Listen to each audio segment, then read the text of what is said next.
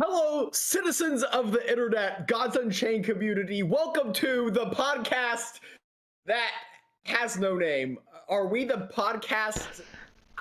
I think you're right. Advocate for me, Cargus here. Yeah, no, I think we're literally the podcast with no name. We are the Gods Unchained Podcast. I think that's the name for now, but I'm not quite sure either. This reminds me of Game of Thrones, where Arya Stark was the girl with no name. She was venturing down to Bravos, and we're now the podcast with no name.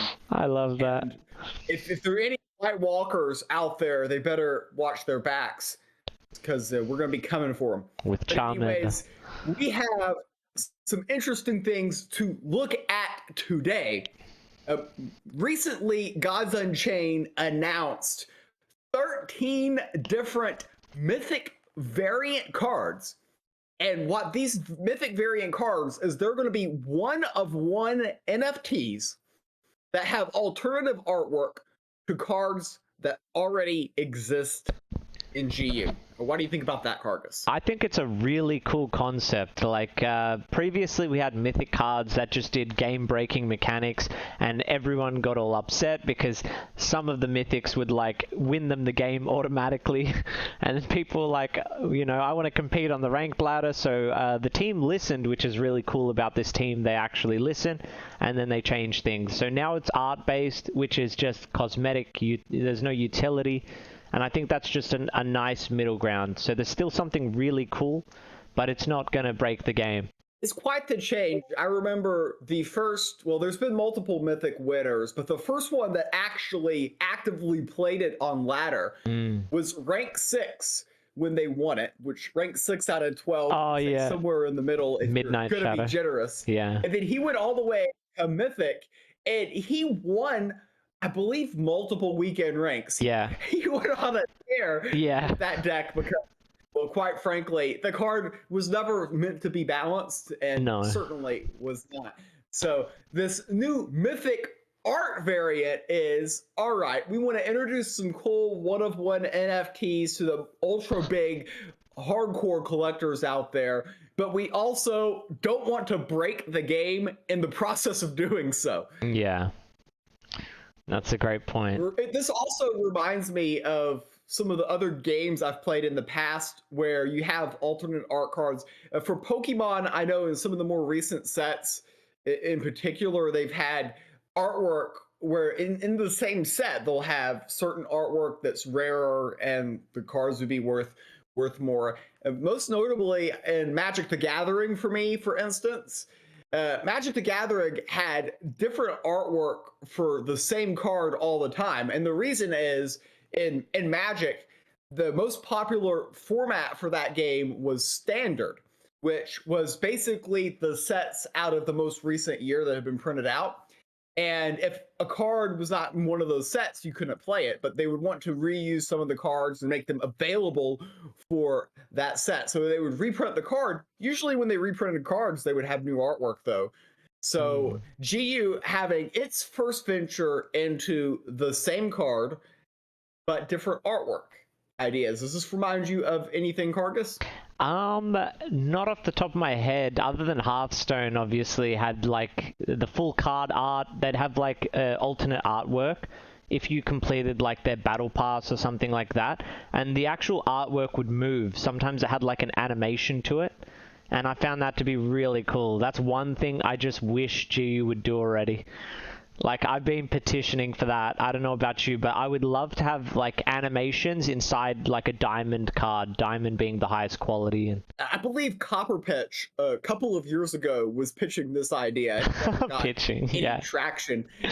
Yeah, Copper Pitch. Yeah, exactly. Fitting it was him. But, I think he was pitching that idea, and, that would be an interesting way to add utility to diamond cards if you could somehow get the animations to work correctly. I think that us saying, oh, just do this, it will be cool, is a lot easier than actually physically going in and designing it and executing the idea. Yes. I think this is definitely a situation where it's much easier said than done. But I agree, if you had animations that, diamond cards and stuff, that would be very interesting.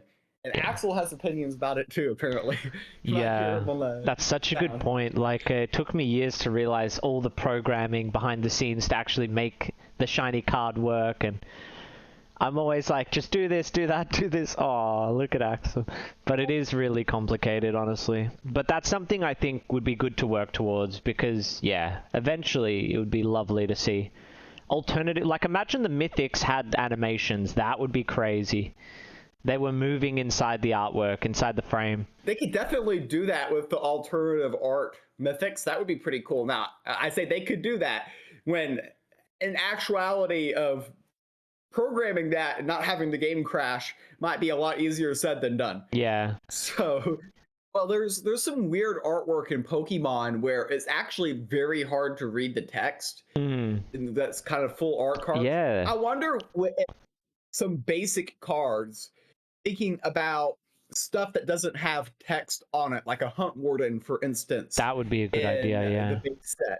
Yeah. If you just had a full screen artwork for that, you could still have 3 mana, 3/4, but there's no text on the actual card. That's really smart. So I've never thought of that.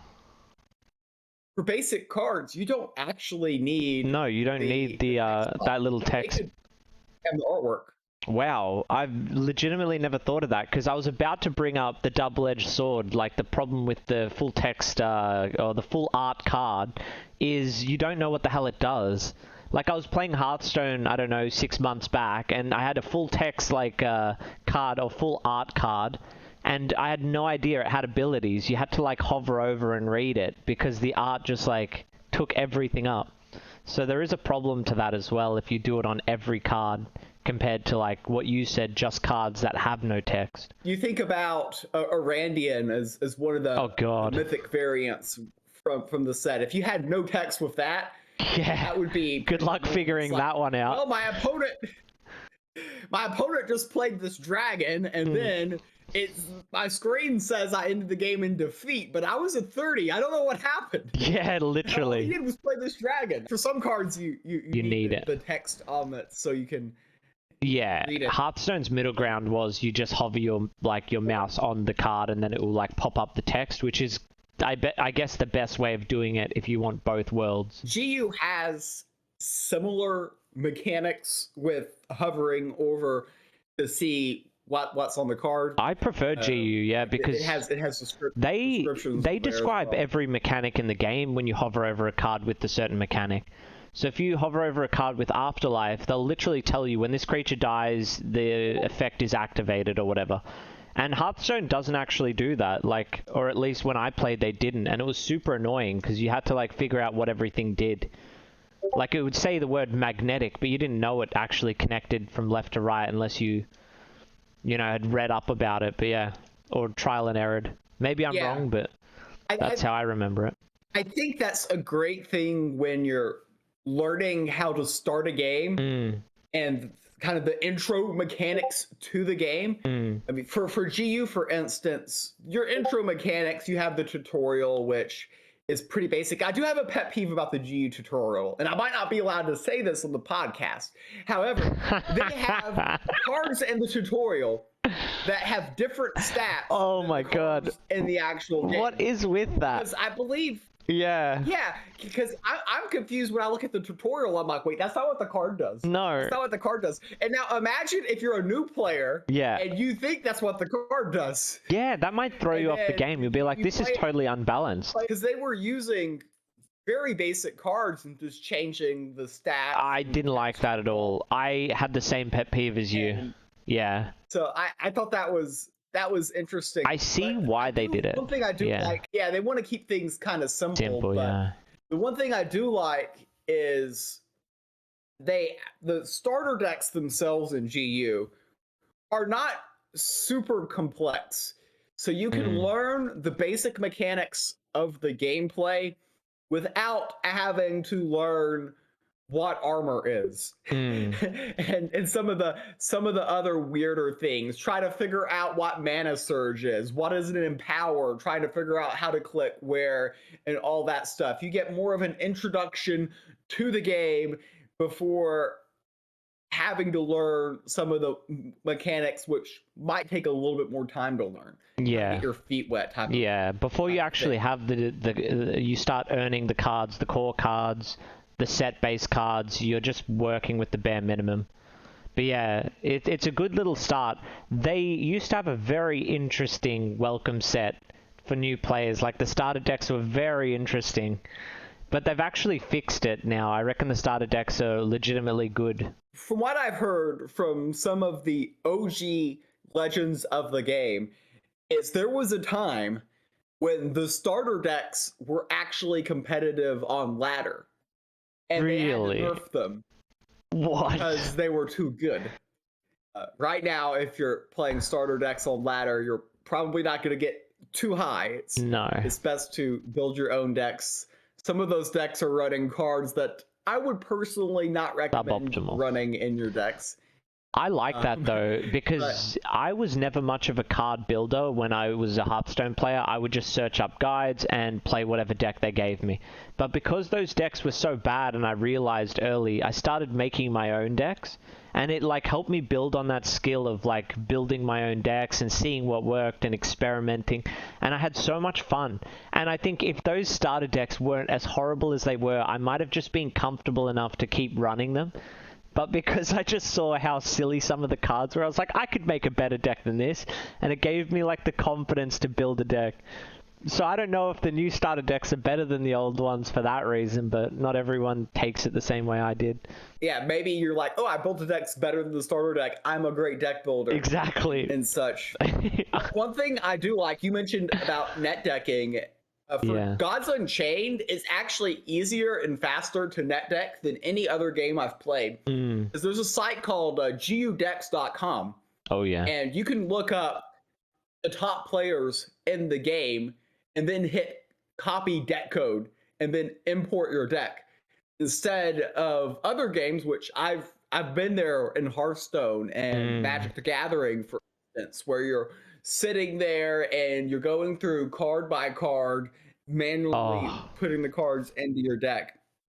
Not a fun experience. Or Magic, 60 cards. Oh, wow. There are 60 cards in a Magic deck, and you could run up to 4 of each card. So it's the math is a little bit different. Shonky, yeah.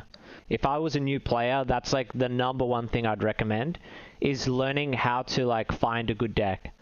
It would save you so much time. If I could have my time again, like finding out about GU decks is big. Hearthstone makes you pay like a premium if you want the top decks in the game. Like they now have a way to find top decks and copy them, but you have to buy this like premium on the website. I can't remember, and it's so annoying. Whereas GU decks just gives you all the top players. Interesting. I don't know from Hearthstone. I haven't played that recently, but when I was playing back in the day, I had my ways to get those decks for free. Yeah. But yeah, for GU decks, the nice thing is you can look up any deck in the meta, and it tells you how much it costs pretty as well. So, for instance, you can look at the top decks on the weekend, and if you just look in the top 20, you're almost guaranteed you're going to find one deck in there that's under $10. Yep. Like there's usually a free-to-play player that got hot in the weekend, and then basically, if you're new to the game, it doesn't take much investment, obviously, to build a competitive deck. You copy that deck, you play it well. Now that might be easier said than done. Oh yeah. But once you figure out how to pilot it, you should be up there in the Mythics, playing in the top ranks rather quickly. We could even check. We could see what decks got top 10 and if any were budget. Or we could just look at some budget decks on GU decks to give players an idea of what we're talking about. As soon as I pull up GU decks, I don't see anything for weekend ranked, which... I still like going through top decks on GU decks. So this is one of my favorite ways to filter. And I filter by the longest time frame prior to an expansion. So we haven't had an expansion for 30 days or more. I think Tides of Fate came out 40, 50 days ago. I don't know. So this should be the most stable meta. The more data you can get, the more accurate your data will be. You'd probably know all about this in your line of work. So we're going to go by estimated price. So we've got a Mythic deck that's got a 69% win rate. This is not set up. 126 matches, $11.23. So that's pretty incredible. So Yeah, there is a lot of Corgus. people in GU that say this game is pay to win and you need to drop like $1,000, and it's just not true. Look how many decks with 80% Corgus, win rates. everyone believes you that you pull up a deck and it happens to have a 60% I can't win believe rate. it. We know that it was definitely It's set up. planned for sure. Yeah. I totally believe you. I totally believe you. There's 5 decks here, all under $50. 1, 2, 3, 4, 5. Yeah. So that's not bad. So this is like where I would go if I was a new player looking for a really good deck. So I usually go for the highest ranked players, and then I go for the cheapest deck. Obviously, if you want the highest win rate deck, you might be paying a bit extra. But this is a cool little thing. This site has so many cool features, and you can actually click the deck and not only just copy it, you can buy it. You can literally click here and buy the entire deck just with one like button, bang, and it'll tell you what cards you need, what you don't have. You can just click buy all here.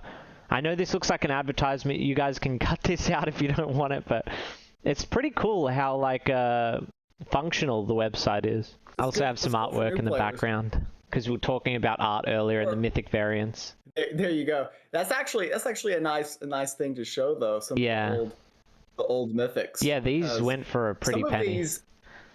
Some of these have been lost for all of time. The one I was talking about that was very successful on ladder was Citadel of the Gods. Yeah, this one here. And Omox the Mad had its moment as well. The person who got that Mythic was playing it on ladder as well. And I think all the others are either in some very deep whale wallets, or some of those have been lost for all of time. It's so sad. I believe it was Tethys. Yeah. That was it was lost forever. The blue whales will never be seen. 10 blue whales. Like, what even is a blue whale? We need to figure out to maybe have some special streams for content creator where they can play with Tethys. Not like a ladder, but that would be cool. No, just that would be so cool. A show stream. That's a great idea. I have no idea what a blue whale does, but I kind of want to. Also, we were talking about art earlier. I mean, the artwork on all of the Mythics is pretty cool. This is one of my favorite cards in the game. Look at Siren of the Grave. This guy's getting lured in by this like mermaid type creature, and even like the bottom of her dress is made of skulls. I think that's so cool. Just like the attention to detail in this game is incredible. Is that what Australian Tinder is like? It's something like that. They lure you in. That's one thing I learned about GU art was how in-depth some of it was. Because when you're playing the game, you don't quite appreciate or see everything. But when I was making YouTube videos, and I would be very lazy with my YouTube thumbnails, because what I would do is I would just take card art from relevant cards that were in the game. Yeah. And then just have that be my thumbnail. And then when I did that, I would kind of learn what the artwork was. Yeah. While doing that, I'm like, oh, this is really cool. I've got an Axel over here. So yeah, no, I think the exact same thing. Orange cat.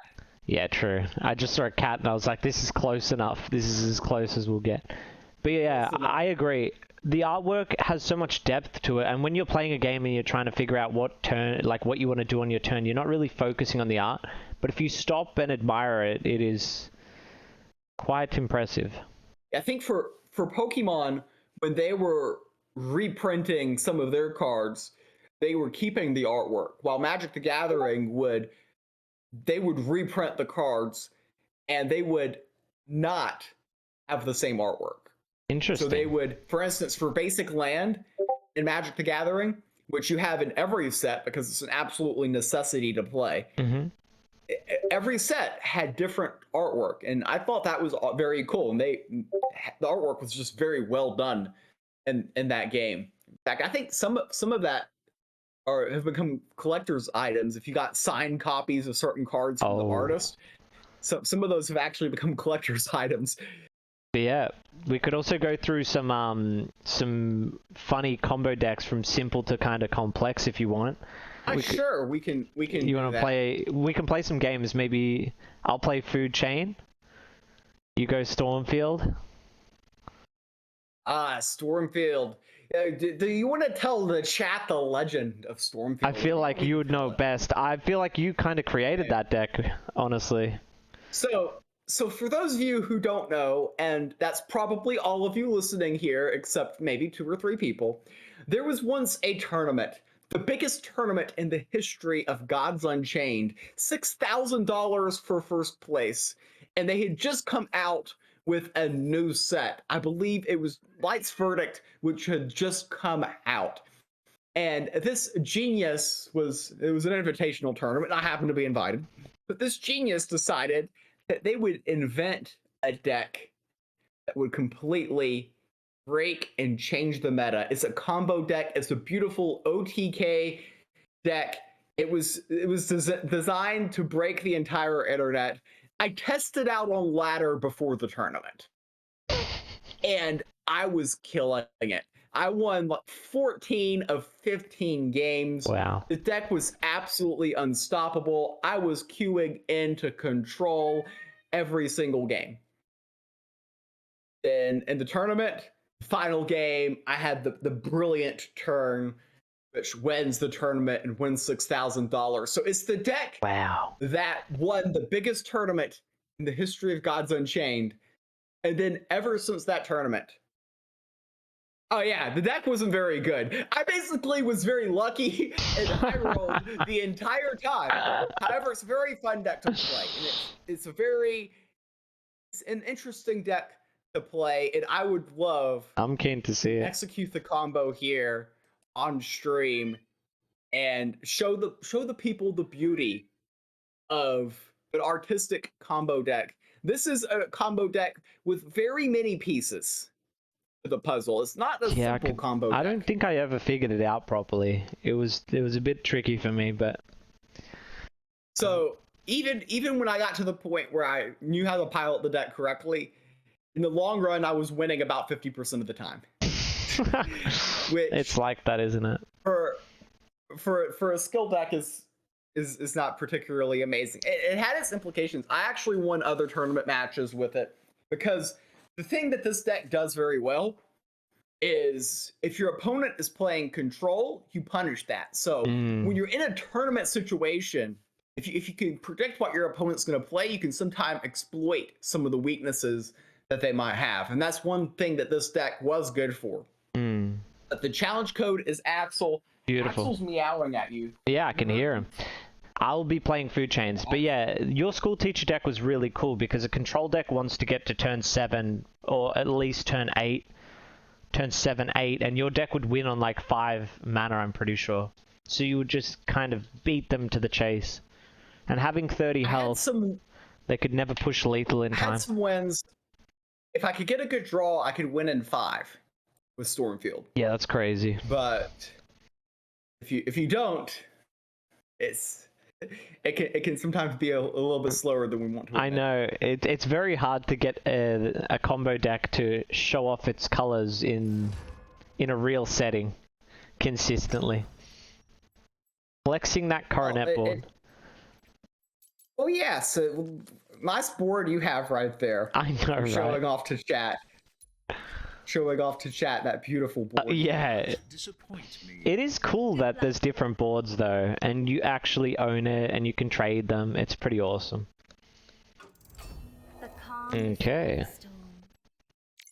I'll be trying to set up Meme Dream combos, and Kargas here, he's going to set up his Meme Dream combos. We're going to have one of us do something great this game. I can feel it. Yeah, hopefully. Crescent Werewolf. He's got everything here. He's just gonna I wish I had it. Here. If I had the entire combo, it might even be lethal. So every time I play a wild creature, I refresh 1 mana. But if I've got 2 of these down, I'm refreshing 2. I've got more mana than I know what to do with. It's actually crazy. By the way, chat, that was turn 2. Yeah. Starting to feel like Yu-Gi-Oh! Where you can win a game on 1 turn. Yeah, I'm already not liking this start, but that was my idea. I don't think put together. Yeah. We can put together a miracle here if we just believe. Gain 3. then miracles can happen. Set the favor to 20. Shuffle the Sanctum. Gain 3. I'll try to get some spells in the Sanctum. I've got so much on the board, I have no room to play anything. I think... So he has... Yeah, how do you win? He has a lot of pressure here. Yeah, there's too much How do I speed. win? Yeah. I feel like I've run too quickly. You just gotta believe. Gotta believe. I'll be shocked. I have outs. You have outs. That's all I'm gonna say. I'm gonna say no I have way. outs. I have outs. Your outs I'm not is dead. the concede button. That's your out. Alright, let's see. I didn't get food chain, but I have a bunch of animals. No I outs. didn't draw the card. Damn. What did you need? So the way I would win is I've got this. Oh wow. This. So that's 6. And I have this. Oh, so if I top decked Form of Unity that 6. turn, I could pip out Form of Unity right here. And then, and it's the top card. I didn't have you've got here. Pyrrhic to 0. Yeah, I reduced Pyrrhic to 0, and then I could do this. Oh, wow. But That's incredible. So you got me down to 12 out of nowhere in that scenario. Damn. yeah, we didn't. Yeah, that's unfortunate. I would love to see that in action. I actually had to top deck out there. Damn. If I had survived one more turn, I would have pulled it off. Yeah, I think because I was able to summon so many animals, so many wild creatures on one turn. Well, let's run that back. Yes, let's run it back. We need to have the game end in one of two ways. Yeah, I agree. You doing ridiculous food chain. I agree. How anticlimactic. I found like the cheekiest way to win. I agree. Yeah, you just won. I knew what my win condition was. Yeah, I was just like, if I get all these creatures down, I should be able to win in 5 turns, which obviously works. Oh, I got food. Yeah. Okay, cool. This would be better either way. Even, yeah, there'd be the chance both of us get to pull it off. Good luck. Good luck. So my win condition is, if I can mana surge this, I can summon a random wild that costs 2 or more, and I can do it for every single wild on my board. If I can mana surge 7 mana. That means I need to spend 7 mana in 1 turn with this card in my hand. So it's actually quite hard to do. I'm gonna thank you for go ahead and Drawing you a card. playing that. So Yeah. yeah, drawing me a card. That's gonna help out my combos. And It is. we've got some mana reduction here. Typically, I don't like spending 2 cards to accomplish that, but we're making progress to our end goal. True. That's all you can ask. That is a cool card, Assistant Alchemist. Ah. So here, we're gonna foresee, and I'm gonna say, since I know I'm gonna get there, it takes out some of the mystery. It's a form of wisdom. Ah. So I got a 0 cost spell. Let's just put it that way. I see. Damn, I don't know what to do here. We're trying to set up the meme dream from my perspective. I see. I'm just gonna try and race you. He's just gonna remove my stuff. That is so rude. It is. I didn't even give you permission to do that. Cram, huh? Yeah, we're doing things here. It's unminted as well. Yeah. Are you on that content creator program? Let's go. Unminted cram. Yeah, what's going on with that? I'm too cheap. To go to the forge, it does require gods. I know. And some people are not as crazy as you are here. Yeah. Something tells me this. 5 I mana. just didn't get enough minions here. Damn. Let's see. You can do. Not like this. I'm trying to figure this out mathematically. I kill that, take 5.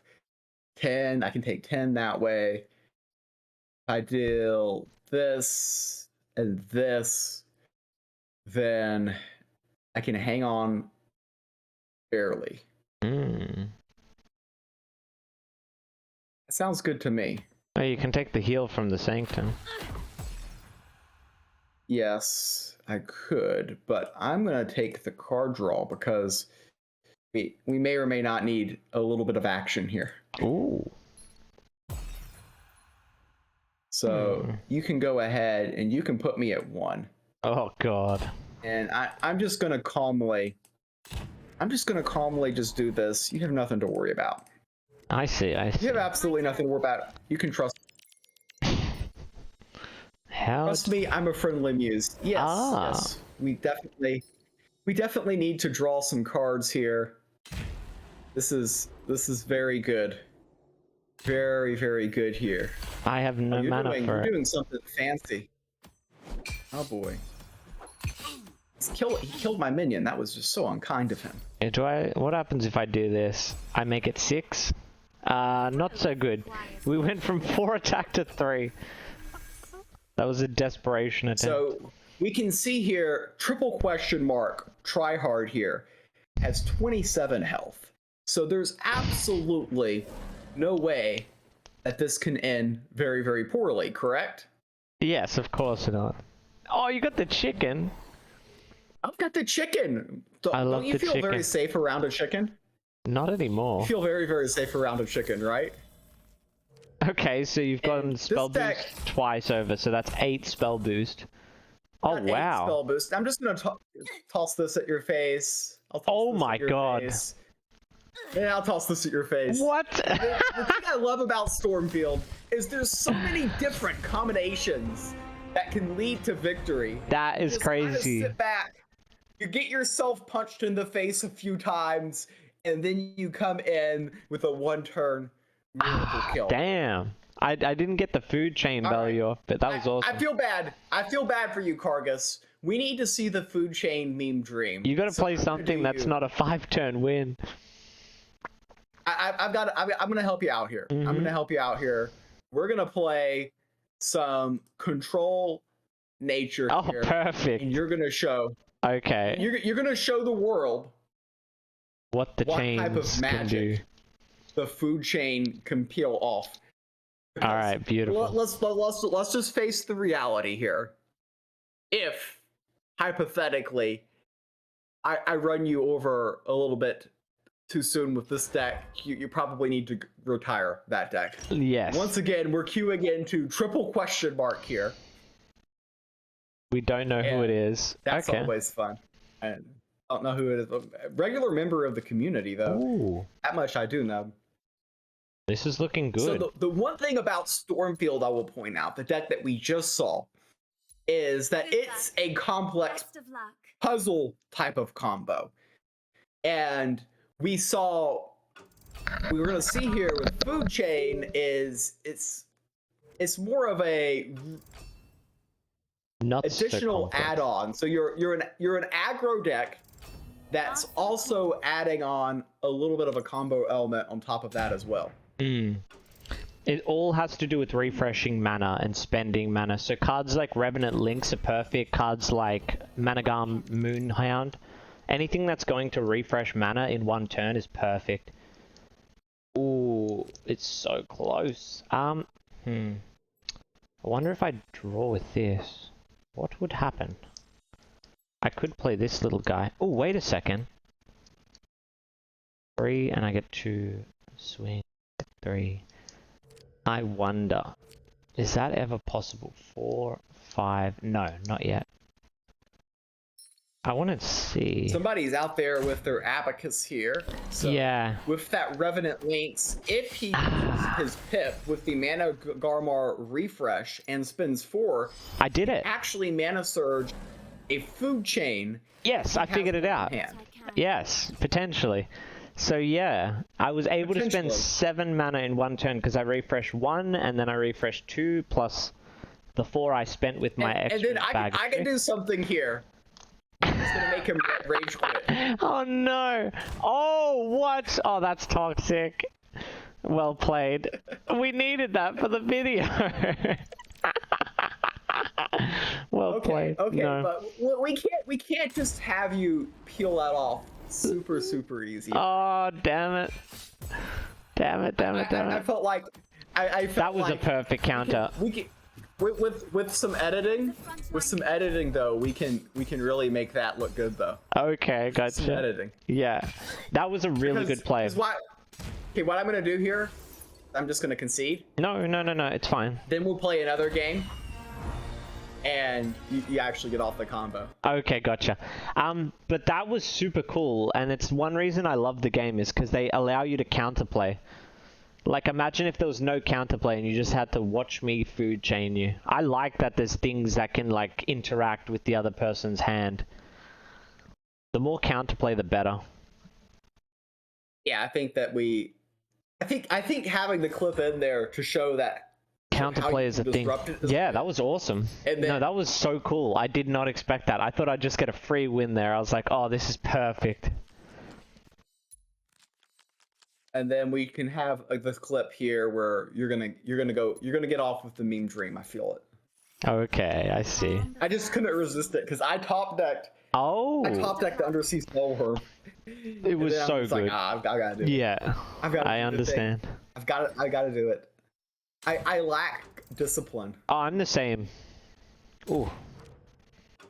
It's a good little answer. Or classic card from the Genesis set running into kind of a free-to-play-ish kind of underbrush board. Jawbone is something that's somewhat of a free-to-play kind of card that is similar in some functions as underbrush board. Very true. I thought you were going to drag down, killing everything under 2 mana. You mean under 2 strength? Or Oh, less? under 2 strength, sorry, yes. Because I had those 2/2 blade flies, and you'd just destroy them all. Answer the call. And the way this deck works is it relies solely on you being able to, you know, make whatever card's mana cost 2 more. So the more it costs on the board, the better for later. So this Revenant Lynx is perfect because it costs 3 mana. So then I can make it into a 5 mana card if I can Surge. I mean, this should work.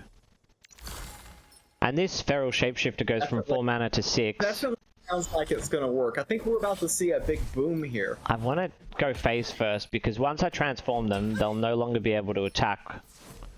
Yep, so every card on the board gets transformed into a card that costs 2 mana more when you've surged it, which I did achieve this turn. So now I just got a random assortment of wild creatures. Sometimes you get crazy stuff, sometimes not so much. I'm pretty happy with this. It was a pretty good upgrade. So yeah, you see the situation. This is now turn 4 of the game, and I'm looking at a 4/5, a 3/3, a 5/5, a 6/6, and a 2/2, which creates minions every single turn. And for those keeping track at home, I have a badger. Yeah. How do you counter this board? I mean, that's a start. I killed 1 creature. Damn. Is that still lethal? I killed 2. 9? 9 and 9. I've got 18. I'm actually close, but not quite there.